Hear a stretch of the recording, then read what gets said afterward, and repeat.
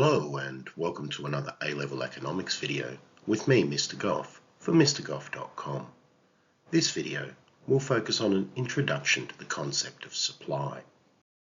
Supply is the willingness and ability of producers in a market to supply a good at any given price at a particular time. The supply curve slopes up from left to right, showing that the higher the price, the greater the willingness of producers to supply more. There are several reasons that can help explain why the supply curve slopes up from left to right. First, as the price of a product rises, firms are more likely to be able to make a profit. Where firms are making a profit, it attracts other firms into the market or causes those firms already in the market to expand to be able to produce more. It costs more to produce more output, so a higher price is demanded when more output is required. A change in price causes a movement along the supply curve. A decrease in price leads to a contraction of supply where less is supplied at the lower price. An increase in price leads to an expansion of supply where more is supplied at the higher price. Price is the only factor that causes a movement along the supply curve, but other factors can cause a shift of the supply curve. A right shift of supply means more of a product will be supplied at every price. A left shift of supply means less of a product will be supplied at each price. The factors that can cause a shift in the supply curve are sometimes called the conditions of supply. There are a number of factors that can affect supply, including the costs of production, taxes and subsidies, changes in technology, the weather, new firms and growing firms, and government regulations. We're going to take a look at each of these in more detail now. If the costs of production increase, such as higher wages or increased prices for component materials, then firms will make lower profits. This leads to a left shift of supply.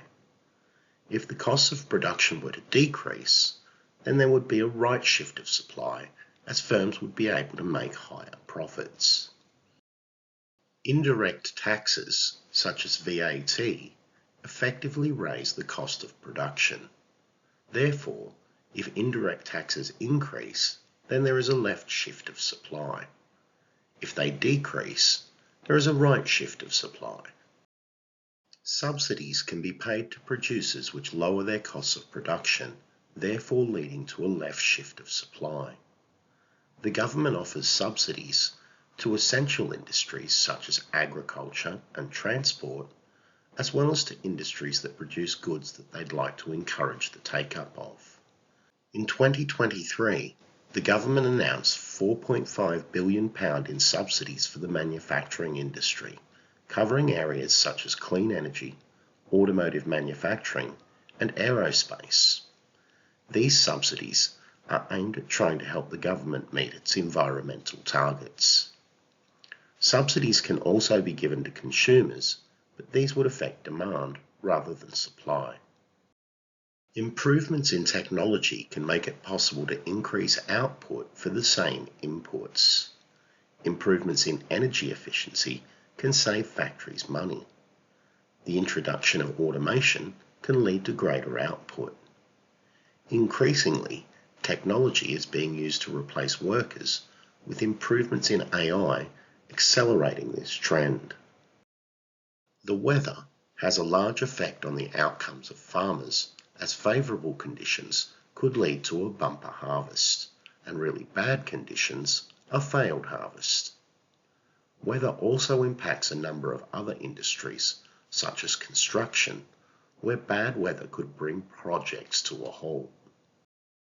As new firms enter an industry or existing firms expand in size, then total output will increase, meaning a right shift of supply.